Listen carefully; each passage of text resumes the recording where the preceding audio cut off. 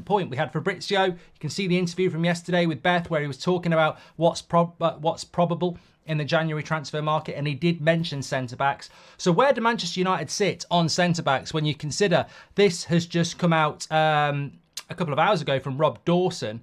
Manchester United are not expecting to make major signings in January, in part because of financial fair play concerns. I can't speak, says Ananta, one of our members. Thank you. Welcome to the show. Get your comments in as always. Look, Erik ten Hag needs players the same as Aston Villa, Spurs, Liverpool, Newcastle. Everybody wants to do business in January. Every Premier League manager wants to do business in January. Can Erik ten Hag do business in January? I would just put up a warning sign and say that we couldn't afford Amrabat and we had to wait until the very last minute of the August transfer window, of the summer transfer window, to get a loan deal done. We didn't have any money. What has changed from August 31st to December the 19th? Nothing. We are financially as screwed now as we were at the end of August. We don't have money available to go and spend £30 million on a player.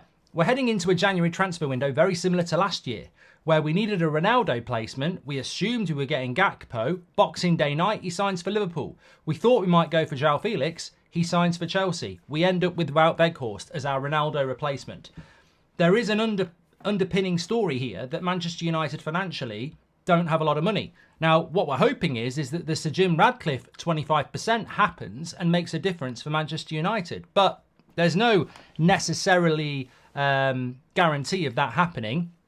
And I think what Rob Dawson alludes to there is probably correct. Now, in relation to the centre-back situation, because I want to sort of intersperse this with a few other things, we have been linked with a couple of French centre-backs. Now, we'll start off with Todibo. He currently plays for Nice, 23 years of age.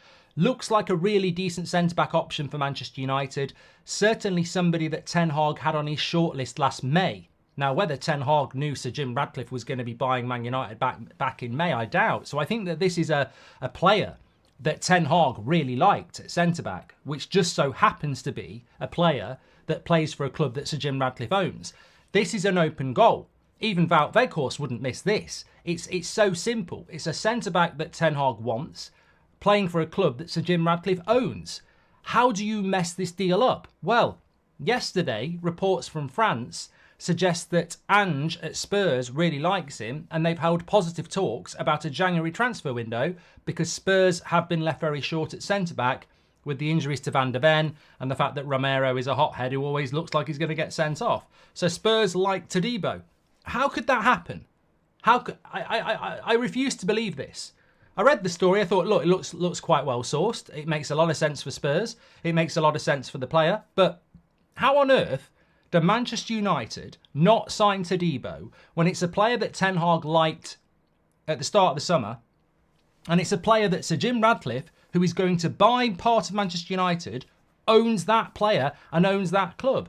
And Giovanni says, of course it's just rumours. But Giovanni, as much as it's rumours, we must prepare ourselves for these sort of things, because the same thing happened with Gakpo last year. Gakpo was an open goal. We needed a forward. He knew Ten Hag. They had the same fucking agent, and he signed for our biggest rival. So let's not sit there going, "Hey, it's just rumours. It'll be fine." We know the script. We know how this happens. You look like you're going to sign a player. It looks like it's absolutely nailed on, and then I remember this time. God, how many years ago would it be? I remember this time whenever it happened. And somebody in the chat will know. You must be talking 3 years ago. Maybe 4, literally about this day 3 or 4 years ago, Ole Gunnar Solskjaer in a press conference being asked about Erling Haaland and why he took a flight to Salzburg. Are you signing Erling Haaland? He could barely contain his smile. It was so obvious that he thought he was going to get Erling Haaland. What happens? He goes and signs for bloody Dortmund. So United have a habit of missing open goal signings. So in relation to Todibo, for me, it's just such a simple, logical deal to do. And it's so simple. But it would not surprise me if he ends up signing for Spurs and we're sat there going open-mouthed, how has that happened? And the only reason it would happen is because of that money. Where does the money come? Where does the money come from? Because Spurs rock into Nice with 30, 40 million quid from the Harry Kane deal and go, there's 30, 40 million quid. Do you want it now? And they go, yeah. And United go, do you take post-it notes and IOUs? And the money talks and shit walks. So we'll have to wait and see what happens with that. But that could be a concern. And I think this is going to be the problem. Where is the money going to come from? Where is the money going to come from to do business in January? Because financial fair play, we're not going to get into that. But basically, Man United spend against revenue. The gap's tiny, and where's the money? And that's the problem. You need to reduce the wage bill and sell some players to create the gap to spend money and the revenue. It's very difficult. Also, just talking about another target here. I mean, Silva at Benfica. Forget about it. Forget about it. Forget about it. We're not going to get that deal done. We're certainly not going to get that deal done in January. He's got a release clause of 100 million quid. They're not going to want to sell him in January anyway, so forget about someone like that. Someone mentioned Branthwaite at Everton. Again, forget about that for the same reason. You're just not going to do a deal like that. We're not capable of doing that. Which leads us into this other player that we've been linked to, which is Lenny Yoro. Now, look, Inacio will cost too much money as well. He's at Sporting Lisbon. Tamori, again, going to cost too much money. We're talking about January. We're talking about January here. So there is this Lille centre-back called Lenny Yoro who's been linked to PSG. He's been linked to Liverpool. He's now being linked to Manchester United. This is a... Look, if we had money and ambition, I would be all over this. He is only just 18. He's only just 18 years old. Only in November. Only just 18 years old. He is a regular starter for Lille this season, playing as a centre-back. He's right-footed. He's got an incredible stat that his pass accuracy is something like 92% across the season, which is incredible for a centre-back. Lille have slapped a price on him of 40 million quid because his contract is up in 2025. So he's only got 18 months left on his contract. Lots of clubs are looking at him. Apparently Manchester United are looking at him. Has got the same agent or is part of the same agency that Ahmad is at. So, look, it's. I mean, somebody just said in the chat, Jared just said, well, Mainu's 18, why would you not do it? Brutus says he isn't ready for the Premier League. I don't think it's the sort of deal that Manchester United could do. GW says another unproven talent, but we have been linked to it.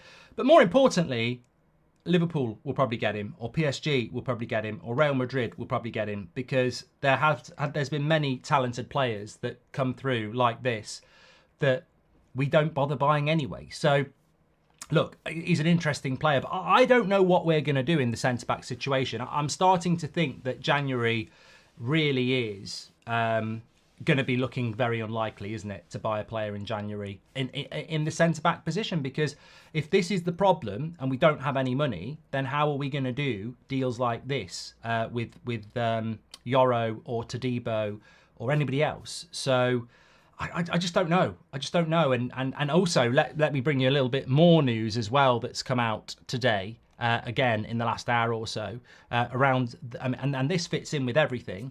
There is still a slight chance that Sir Jim's Man United takeover could be completed this week, but it's looking likely to be in the new year. The deal is partly being held up due to the complexity of a minority shareholder taking charge of overall football operations. So, yeah, and it will be very complex, and I think that's quite a detailed update. And I think we'd all love to see this deal get done, but this deal directly impacts any deal we want to do in January, because how can you be talking about taking over the football side of things and then making deals in January before that person's in place? I don't know how strict the UEFA rules or the Premier League rules are. Logically, if I was Sir Jim Radcliffe and I'm just waiting for the ink to dry, I'm talking about let's do this, let's do this, let's do this. But UEFA and the Premier League might be very much monitoring any conversations like that happening. So, I mean, we knew Sir Jim Radcliffe had the club by the start of November, and he still hasn't got the 25%. So this obviously has a direct impact on January. In January, somebody said to me about 3 weeks ago, they said, have you ever considered the fact that everything Man United do under the Glazers is extremely manipulative and planned out? And have you ever considered the fact that they're dragging the deal on this and blaming lawyers because they don't want to spend money in January? And what better Basically what they were saying is, if this Sir Jim deal for 25% had been done at the end of November, like most people thought in the international break, there's no excuse not to do stuff in January and get the wheels rolling. If you whack it into the new year or near Christmas, it's a very good excuse to say, well, we just ran out of time to do anything in January, and you save yourself some more money. The flip side of that is we ain't getting top 4.